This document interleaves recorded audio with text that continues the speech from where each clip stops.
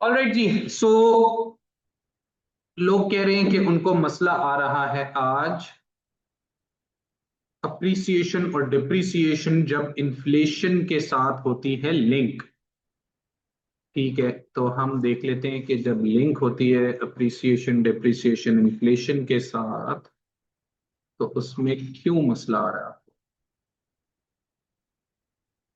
अच्छा जी, exchange rate और inflation की कोई खिचड़ी हो तो देखते हैं।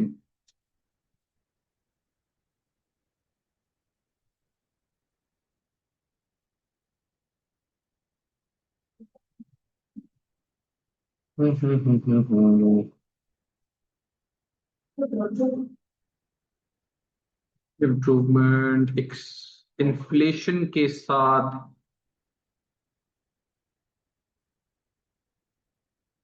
ये ये देखें। Explain what is meant by a depreciation of the exchange rate and consider whether a depreciation is likely to increase domestic real output. It says domestic real output. ठीक है ना जी जनाब, क्या करें।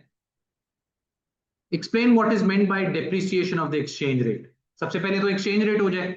exchange rate क्या है, knowledge understanding 3 + 3 + 2। what is exchange rate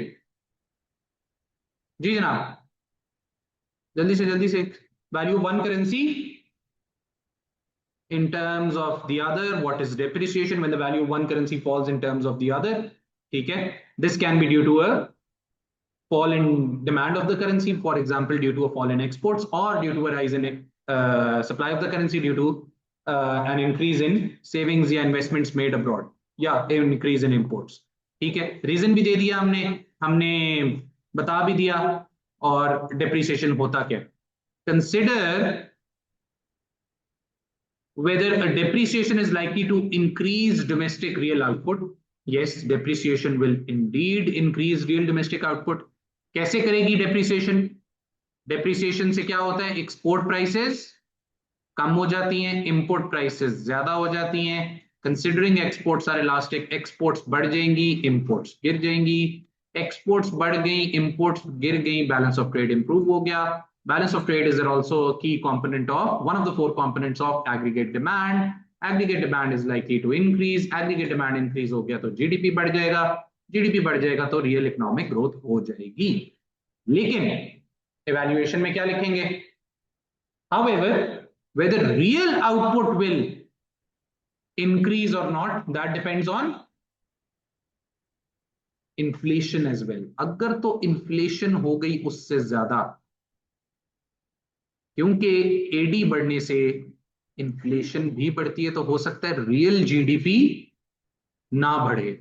inflation ज्यादा से बढ़ जाए और रियल जीडीपी ना बढ़े। दूसरा, इवैल्यूएशन में डिपेंड्स ऑन पीडी, ये भी हो सकता है कि व्हाट हैपेंस, पीडी बढ़ गया अगर, पीडी बढ़ नहीं गया सॉरी, पीडी अगर इनइलास्टिक हुआ, if ped is inelastic then in that case balance of trade will actually worsen। balance of trade worsen हो गया तो एडी गिर भी सकता है और हो सकता है जीडीपी ना गिरे बल्कि बढ़ जाए। तीसरा एक और पॉइंट भी आप लिख सकते हैं, क्योंकि इंपोर्ट प्राइसेस बढ़ गई हैं, इन दोनों में से, इन तीनों में से कोई भी दो पॉइंट्स। ठीक है, क्योंकि इंपोर्ट प्राइसेस बढ़ गई हैं तो हो सकता है व्हाट हैपेंस के कॉस्ट ऑफ प्रोडक्शन बढ़ जाए if the country is importing raw materials। what I don't know, paper तो मैं कब बनाया था भूल भी गया। तो कॉस्ट ऑफ प्रोडक्शन बढ़ जाएगी, ये तो बहुत आसान है, इसमें क्या इशू है। देख लेते हैं फिर एक ऐसा मिलता जुलता इसके अलावा कोई और क्वेश्चन कर भी लेते हैं। Exchange rate, depreciation of the exchange rate when the demand of the currency falls or an increase in the supply of a currency। लेंगे तीन में से तीन। ठीक है, will increase the perceived price of exports जिससे वैल्यू गिर जाएगी, एडी बढ़ जाए, एडी के ऊपर इंपैक्ट और जीडीपी बढ़ जाएगा। Depends on elasticity of demand are internationally traded, या कंट्री फुल कैपेसिटी पे है, इस पे भी डिपेंड करेगा कि हो सकता है कि इकोनॉमी फुल कैपेसिटी पे हो ना हो, पीछे है फुल कैपेसिटी से, तब भी जरूरी नहीं है कि इन्फ्लेशन हो। ये तो this is the easiest question. मैं तो कहता हूं ये आए तो ये लाजमी किया जाए। ठीक है। हाँ भाई मीर भाई बताओ, कोई सवाल निकालो यार, कोई टेक्निकल सवाल निकालो। सर वो इंपोर्ट कोटा और इंपोर्ट टैरिफ वाला एक क्वेश्चन था, 8 मार्कर। इंपोर्ट कोटा और इंपोर्ट टैरिफ, बताएं जी यस। फिर किधर है ये सवाल। अभी इस सवाल को भी फिट कर देते हैं। इंपोर्ट कोटा और इंपोर्ट टैरिफ, हाँ याद आ गया मुझे, है एक सवाल ये वाला, है ना। Explain the difference between an import tariff and an import quota. ठीक है, ये तो हम कर ही लेंगे with the help of a graph, तो नहीं है जी ग्राफ। कोटा और टैरिफ कर लेंगे। Consider why a government would choose an import tariff rather than an import quota as a tool of protection in international trade। हाँ, ये डेंजरस सवाल हो जाए फिर, करना है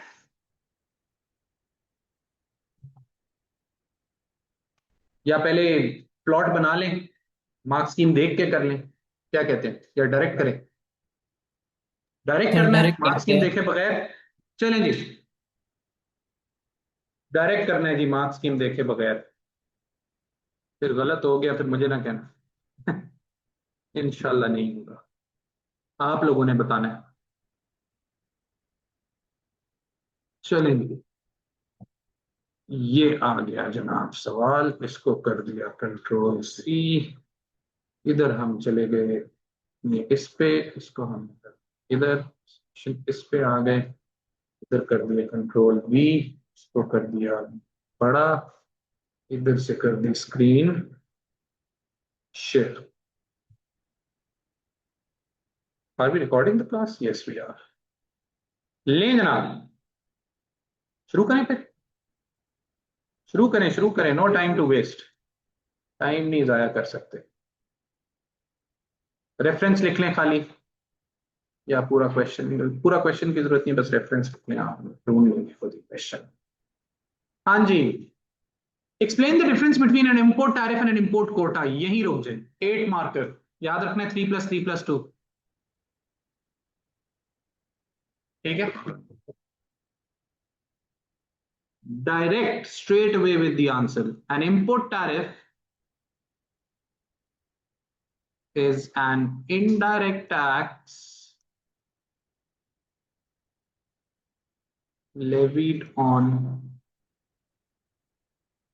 imports of goods and services. It can be specific or ad valorem. Import tariffs restrict supply of imports, making them expensive, reducing their demand,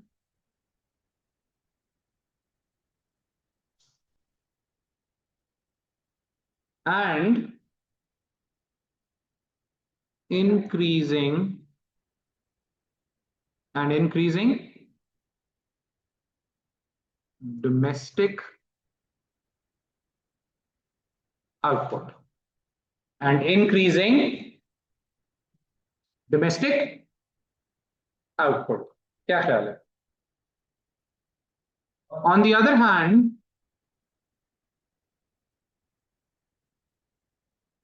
an import quota ही बोला है ना, import quota is a restriction on the physical quantities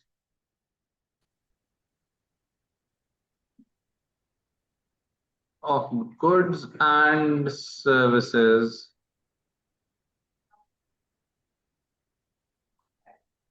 that can be imported into country that can be imported into a what? Quality नहीं, वो standardisation में आता है। Quality नहीं है, ये क्वांटिटी है, फिजिकल रिस्ट्रिक्शन ऑन क्वांटिटी।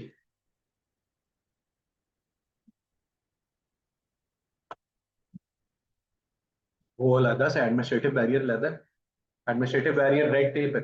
नहीं, रेड टेप अलग है, कोटा अलग है। हाँ जी, on the other hand an import quota is a restriction on the physical quantities of goods and services that can be imported into country.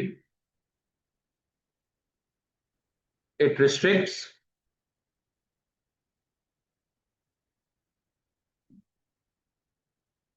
the supply of imports, making them expensive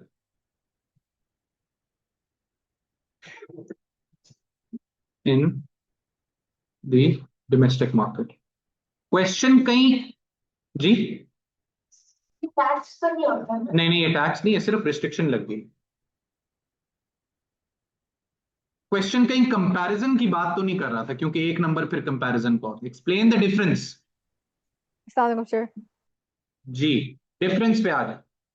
एक difference वैसे तो हमने clearly बता दिया है, लेकिन हमेशा safe side होती है कि डिफरेंस को हाईलाइट कर दिया। ठीक है, तो उसमें हम बता देते हैं कि ये क्या है, वो मॉनेटरी टर्म्स में है टैरिफ, जबकि ये क्या है, ये क्वांटिटी के ऊपर। The main difference between an import tariff and quota is that the latter is a physical restriction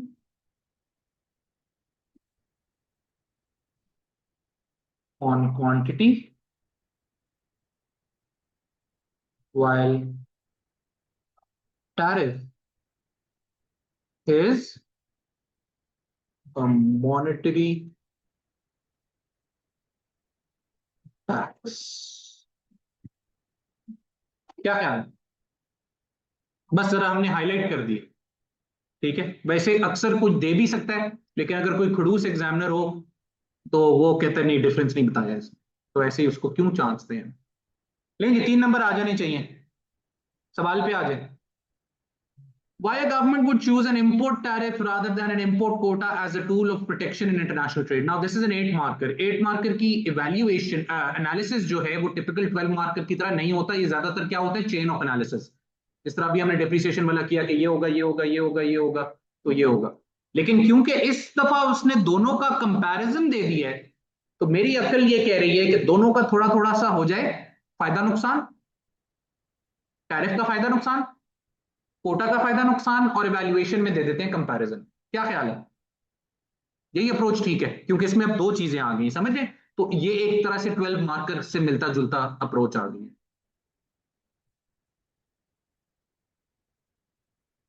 क्या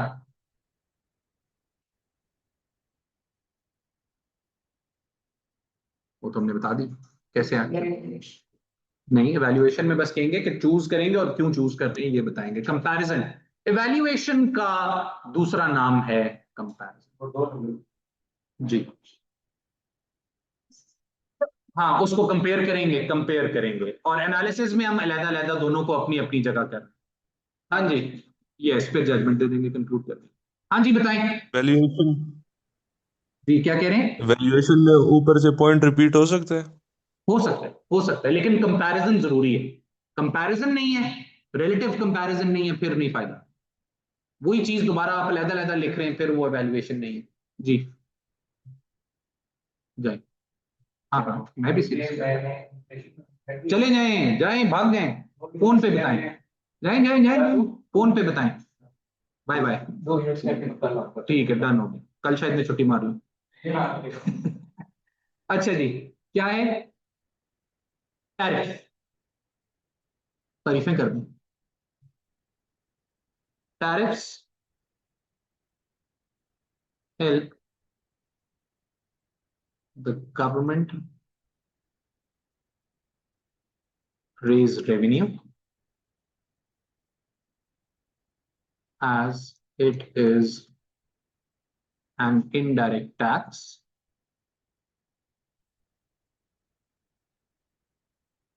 while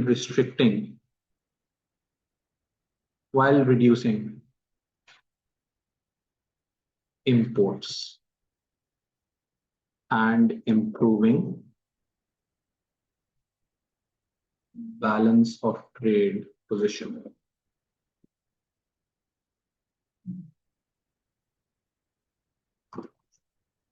एक छोटी सी और कोई तारीफ बता दें। टाइम पीरियड तो नहीं है, दोनों इंस्टेंटली हो जाएगा। टैरिफ और कोटा की आपस में, जनरल नहीं, जो दोनों का फायदा ना हो। टैरिफ का, स्पेसिफिक टैरिफ का क्या फायदा है?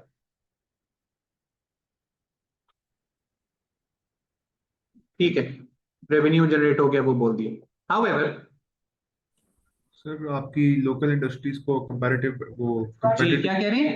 आवाज सर बहुत कम आ रही है लोकल मेरा इंडस्ट्रीज लैपटॉप की का। लोकल इंडस्ट्रीज रिलेटिवली ज्यादा इजीली compete कर सकती, competitiveness बढ़ जाती है इंटरनेशनल बेसिस में। कंपेटिटिवनेस वो तो दोनों से ही बढ़ जाती है यार, दोनों से बढ़ जाती है। लेकिन ठीक है, लिखा जा सकता है। वो कह रहे हैं कि कंपेटिटिवनेस बढ़ जाएगी, लोकल इंडस्ट्रीज ज्यादा compete कर सकेंगी। चले एक लाइन और हो जाए जरा कंपेटिटिवनेस, फिर इसके नुकसान बड़े अच्छे हैं दो। ठीक है, आ जाए जी। हाँ वो भी चल जाएगा, डिपेंड्स। अच्छा जी, moreover tariffs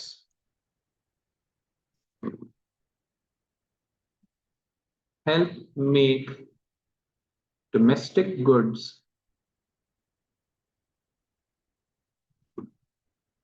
more competitive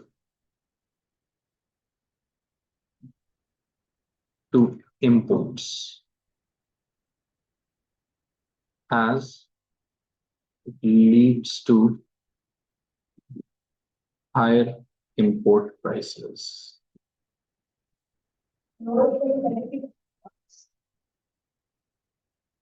Yes, domestic goods more competitive to imports. However, वो तो दोनों ही करते हैं ना, इंपोर्ट्स को तो दोनों ही रोक रहे हैं। ये जरा एक एडेड है जरा, किसमें एक्सपेंडिचर कैसे जरा, वो तो हम लिख चुके हैं ना, रेवेन्यू। उसको इतना लंबा खींचने की जरूरत नहीं है, 8 मार्कर है बस, बहुत है। However, if the demand of imports is inelastic, however, if demand of imports is inelastic, tariffs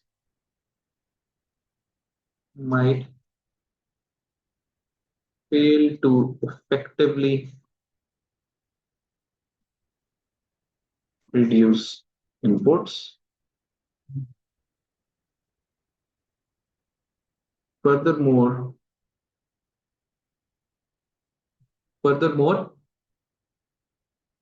if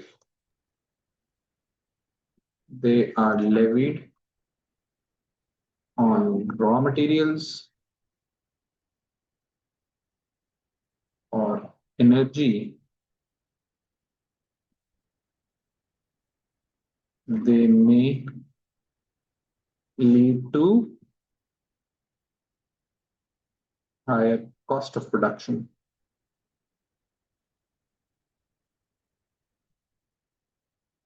for domestic firms. ज्यादा कर दिया ना आपने, अभी हमने उसका भी करना है। Domestic firms, on the other hand,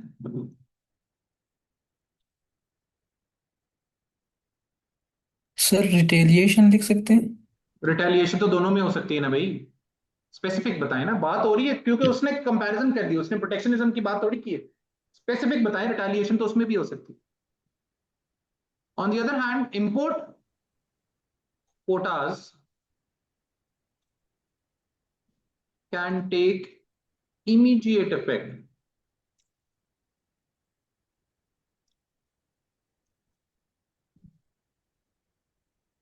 to restrict imports and the government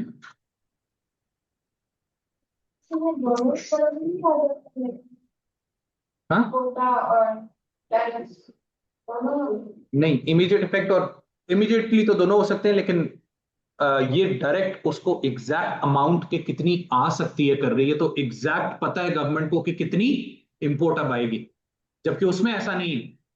ठीक है, आपने 300% टैरिफ लगा दिया, लेकिन लोग रोक ही नहीं रहे, लग्जरी गाड़ियां मंगवा रहे हैं, एक से एक गाड़ी मंगवा रहे हैं हर हफ्ते। कोटा में तो रुक गया ना, कोटा में तो सेट हो गया, तो ये हमारा अच्छा advantage. Quotas can take immediate effect to restrict imports, and the government can exactly restrict the quantity of goods and services it wants to be imported. However, although quota licenses can be sold by the government, although quota licenses can be sold by the government, it may not help the government raise a lot of revenue, and restricting the quantity of imports might lead to illegal imports, as demand may not fall. For example, smuggling में 2 जी होते हैं, एक होता है जी, 2 होते हैं, M एक होता है, एम नहीं 2 होते स्मगलिंग। ठीक है, ये पता नहीं, देख लीजिएगा। हाँ जी, क्या ख्याल है, आने चाहिए 3 नंबर, है ना? 8 मार्कर है, इतना लंबा नहीं है कि ये 12 नंबर की तरह नहीं लिख सकते। चलें जी, वैल्यूएशन में किसकी तरफ जाना है? वर्डिंग क्या है, क्वेश्चन की वर्डिंग क्या है, क्वेश्चन की वर्डिंग क्या है? Why a government would choose an importer? Why a government would choose over as a tool of protection in international trade? Revenue ज्यादा आता है, दूसरा स्मगलिंग भी नहीं होती, तीसरा जल्दी भी हो जाता है। जल्दी तो हमने उसमें लिखा है, जल्दी नहीं उसमें, बस ठीक है, 2 काफी। क्या ख्याल है? और चॉइस को उस तरह रिस्ट्रिक्ट नहीं करता, ये एक अच्छा है। हाँ, the government chooses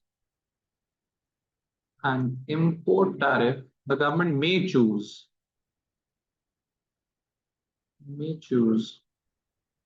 an import tariff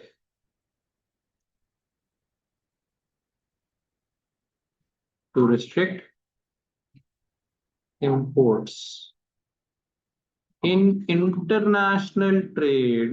क्या हो रहा है, उसके अल्फाज में उसको जवाब दिया जा रहा है, over quota as it helps the government raise tax revenue,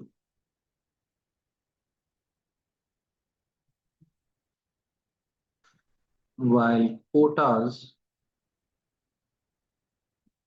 fail to do so. Moreover, tariffs do not restrict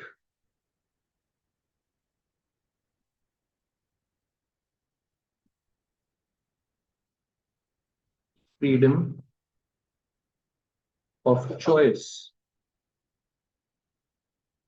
for those who still want to import, whereas quotas restrict the maximum quantity allowed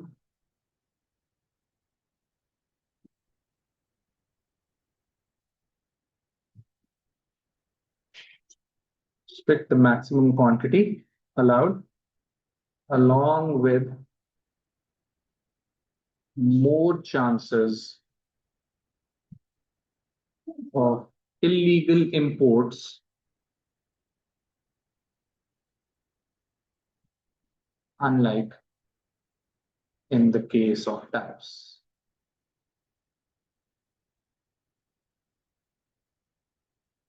कैसा? हाँ जी,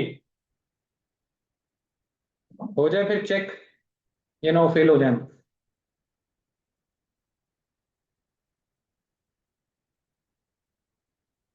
तो ये आ गया जनाब हमारा answer. इसको करते हैं जरा अच्छे तरीके से चेक। किधर गया भाई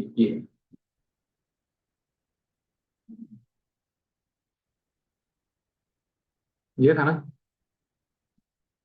print screen, print control V, crop.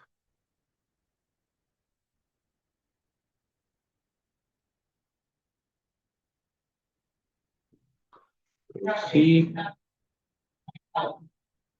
और ये आ गया जनाब, भाई ये तो बहुत ही छोटा हो गया, इसको बड़ा कैसे करें भाई? चलो सिलेक्ट नहीं होता ये। एक तो यार ये टेक कवर्स होना भी ना क्या बकवास जिंदगी है। बंदा टेकी ना हो तो कोई फायदा नहीं आजकल जिंदगी का। ये लें जनाब, आ गया। क्या कह रहे हैं भाई?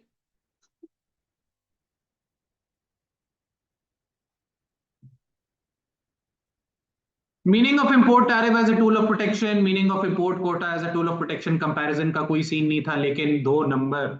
ये अब आ गई किसकी? ये आ गई विल ऑफ द एग्जामिनर। अब अपने अंदर एग्जामिनर की रूल ले आए। An import tariff is an indirect tax levied on imports of goods and services.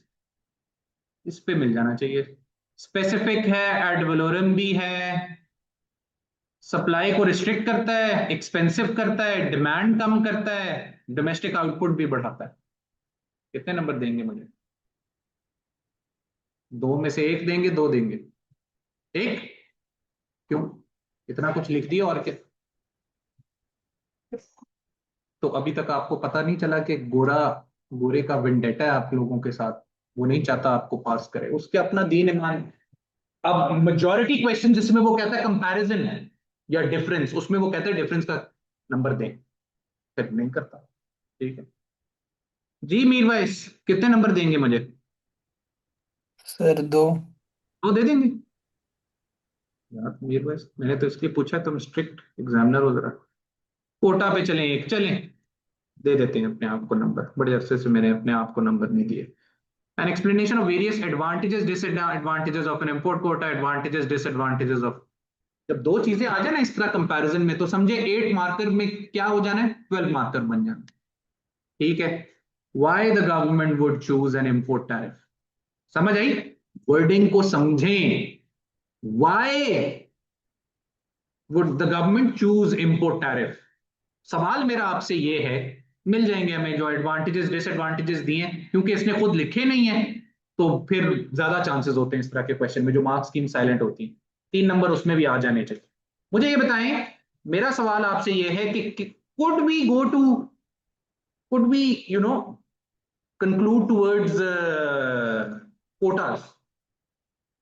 I don't think the wording of the question allows that. Okay, why would a government choose? ठीक है, import tariff की तरफ क्यों inclined है, तो वो ही बताना है फिर क्यों inclined। क्या ख्याल है?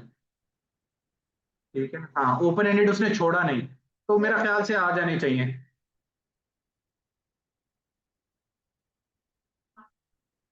वो आपकी फिर आपकी मर्जी, वो कहता है which is the best policy, या वो कुछ कहता है जो दिल करता है आपका कर, कोई टेंशन नहीं। सर आपने लास्ट में कंक्लूसिव स्टेटमेंट दी सर।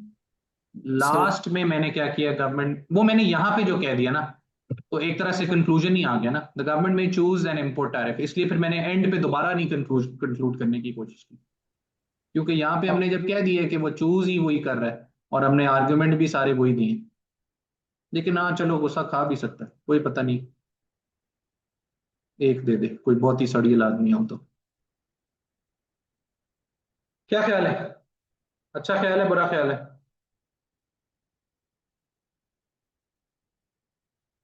अच्छा जी, आ जाए दोबारा, इधर, इधर आ जाए।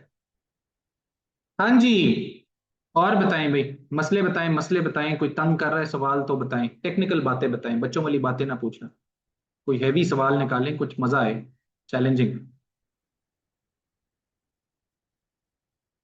अच्छा, एक्सचेंज रेट वगैरह पे फिर दोबारा देखते हैं जरा, 12 नंबर देखें कोई एक्सचेंज रेट का।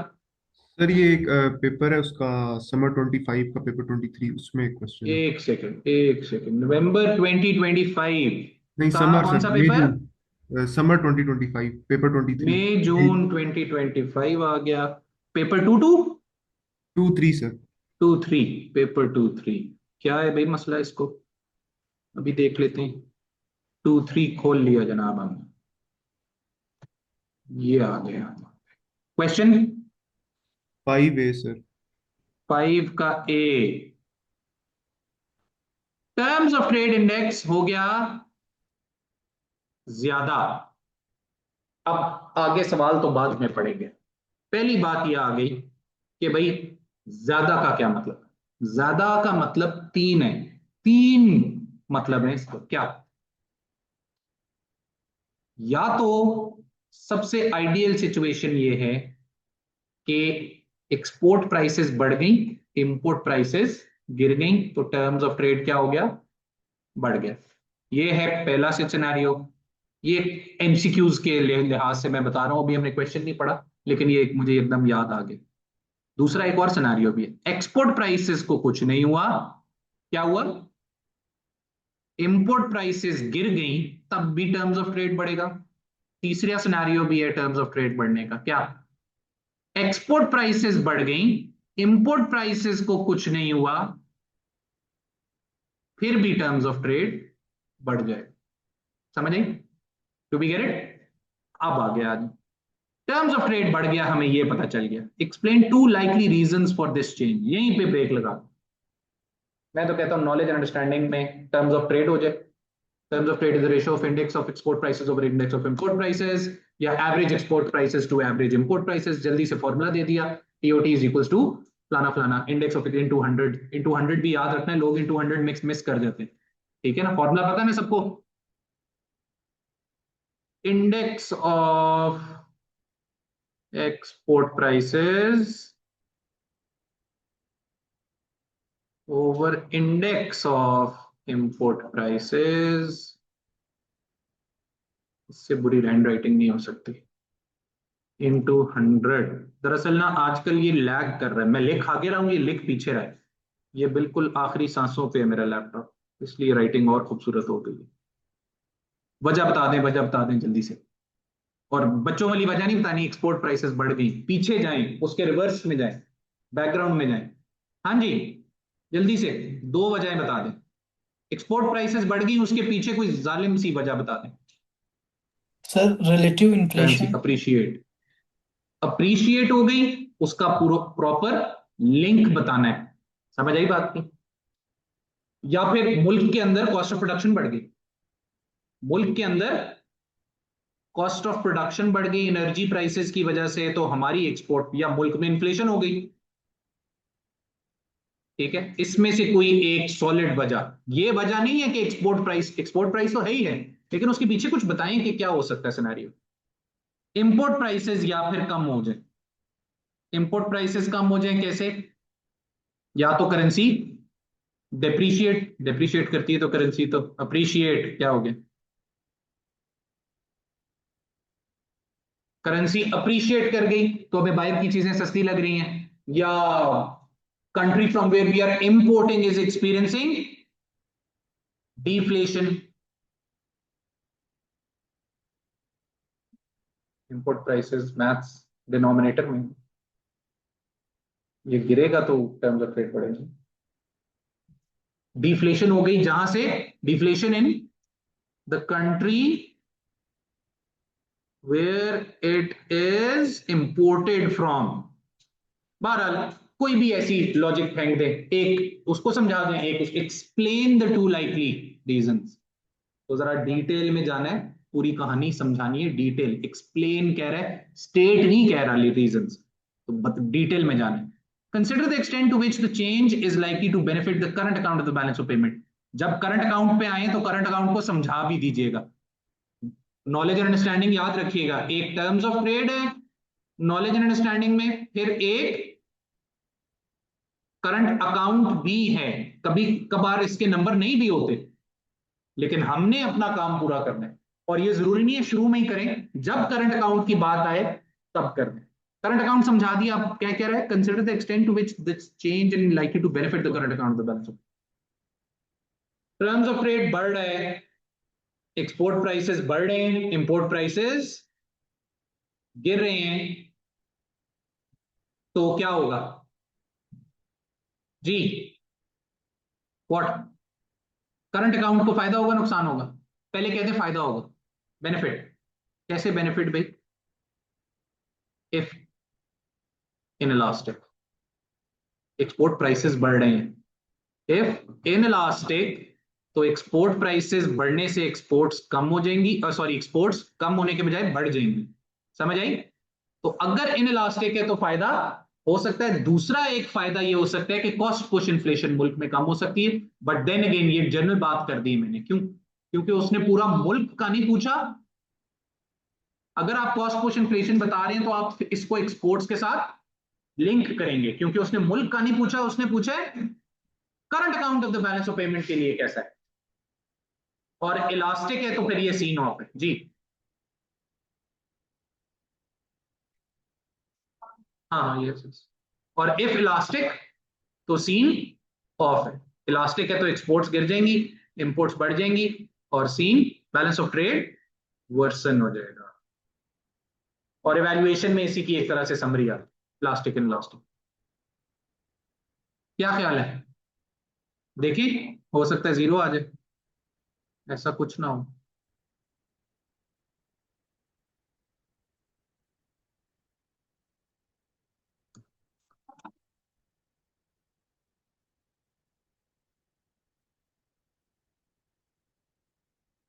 टर्म्स ऑफ ट्रेड या फिर एक्यूरेट फॉर्मूला, दोनों में से कोई एक चीज दे दी। Understanding the likely improvement in terms of trade if export prices rise, अच्छा इसको नॉलेज अंडरस्टैंडिंग में दे दिए। Higher export prices allow the country to receive higher income from selling the same quantity of goods and services abroad. This increase in export revenue improves the current account balance. Can you please knock it and like you mean it?